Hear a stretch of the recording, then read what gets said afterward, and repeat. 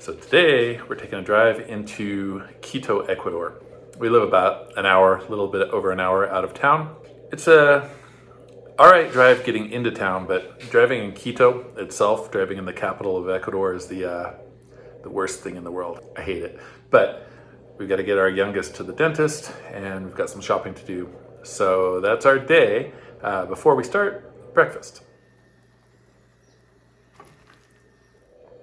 It took like 9 eggs to make this thing. We're getting these really small eggs right now. The price of food, specifically corn for the feed for the chickens, has gone up in Ecuador, and so the price of eggs has gone up, and so now we're getting these tiny eggs because they're still affordable, but they're a pain to cook with. Though when I say the price has gone up, these are, I think you get 30 eggs for $2 where I'm at. So compared to the rest of the world, still pretty incredibly cheap. Got to have the little hot sauce. They call it ají here. Indian Bravo, probably not a name that would pass in the United States. Oh, Indio Bravo. Did I mention that my wife is fashionable? Look at this. Let me piece. Look at this. We're just getting ready to go into the city. Right? We're not going out to a club. We're not going anywhere fancy. I am not a club. I am not going to a club. That's my point. Look at the way she's dressed, just to go shopping and and to the dentist. No. Shopping and the dentist, and this is how she's dressing. This is normal. Exactly. You made me like Exactly. No, explain your side of the story. Tell me. No, I don't want to say nothing. Come on, tell me.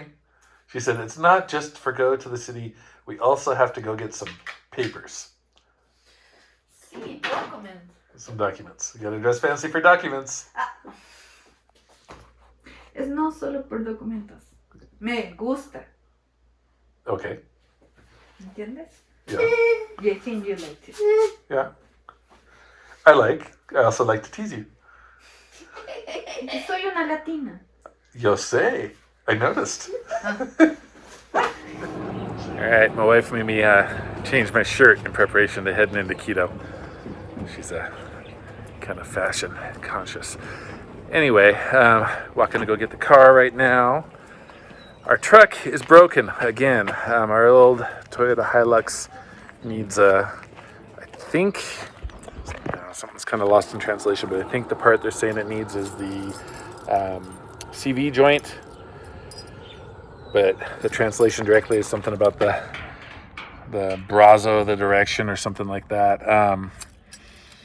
And unfortunately, once again, the part can't be found easily in Ecuador. Our first mechanic has told us, we need to import it from Japan. Drop the keys.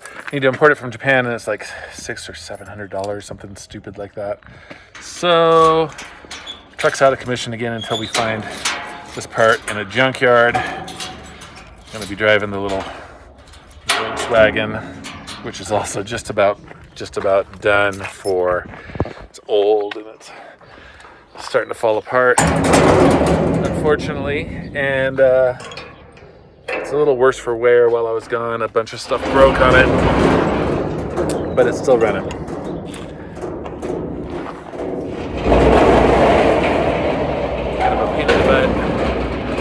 Kind of a pain in the butt getting this gate open.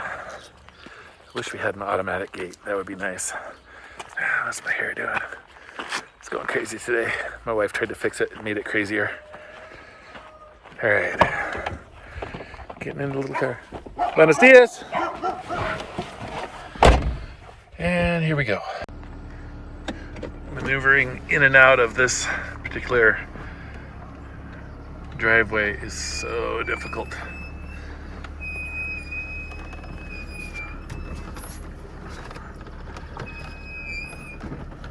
And I think my brakes need some work. That's not sounding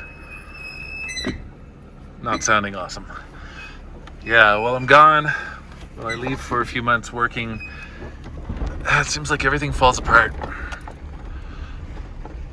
Come back and everything needs to be fixed. The car, the house, the garden. I've thwarted my wife's attempts to get me to dress fashionably with a jeans jacket, my ugliest green pants, and a counterfeit Adidas hat. I win this round. My wife is not going to let up today. She's on about cutting my hair again. But not complete, she says. Just the tips. She just wants to cut the tips of my hair. Because they have many things inside. Did my wife just tell me only the tip? So this is interesting. This is a major road, and they've got one lane closed and traffic going both ways down the one lane that's open. No traffic control, right? No flagger, nothing to like take turns here like you normally would. So we're really squeezed in here. And we were just discussing how strange it is that they're fixing this particular road, because they fixed this road a few months ago. It was in perfect shape, and for some reason they're redoing it a couple months later. Something strange is going on here, some sort of Ecuadorian road repair corruption happening. And we just had an earthquake. I'm parked outside one of my kids' old schools. My car started shaking all funny. Thought my engine was like running too low, the idle's low. Sometimes it does that. Just a little earthquake, but I turned the car off and it was still shaking like crazy. And that's when I noticed the sirens going off. Maybe a 4.0 or something like that. Not a huge earthquake, but Quito, lots of earthquakes. My wife's in the dentist with our 7-year-old. I'm waiting with the car. I can hear him screaming at the top of his lungs in there. I don't think it's going well.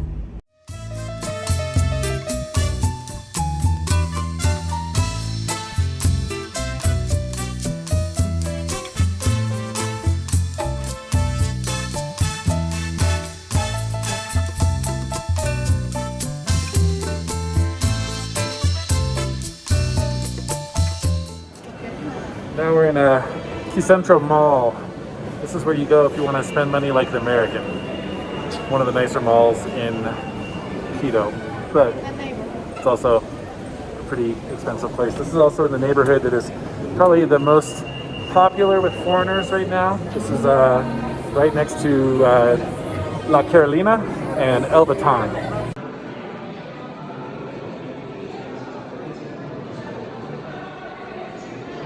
So over there, on the other side of the street, is the La Carolina neighborhood. And if you look down there, that's the edge of La Carolina Park. It's a really nice, large park in central North Quito. And the side of the street I'm on is more of the El Batan side. There's the big soccer stadium up there, football stadium. And yeah, this is basically, if you're visiting Quito and you want to stay in the city proper, this is the neighborhood you're probably going to land in. La Carolina's, I would say, the safest and the most popular neighborhood. It's beautiful. It's modern compared to a lot of the rest of Quito. And everywhere in Quito, you're surrounded by mountains. All right, survived the mall. Waiting in the car for the wife and kid. Did a little bit of shopping I needed to get done, and I'm ready to get out of here. Quito is all right for like a day trip in my opinion, but any longer than that, and it's just too much Quito. This is the street I used to live on in El Batan about 3 years ago when I recorded the video about what a great expat city Quito was. At the time, I felt that was true. I really loved living in the city. There were places I wanted to live more, but it was a good compromise having kids that were in school. But especially since the pandemic started, things have changed, and crime has gotten a lot worse in Quito, as has traffic, and it's just not my favorite place anymore. So now we live out on the Ruta Escondida, which in my opinion is a much better place to live than Quito. It's only an hour away and an hour away from the international airport, but we're out in the countryside. It's much more beautiful, less traffic, almost no pollution, very little crime. It's also a significantly lower cost of living out here, and a much better climate than Quito. It's lower elevation, so it's a little warmer, a little easier to breathe, and it's just all around nicer. I think this is a good spot to end this video. Basically, I wanted to give you just a window into what my day was all about, and give you an idea of what it's like to travel into Quito from the suburbs. Ciao.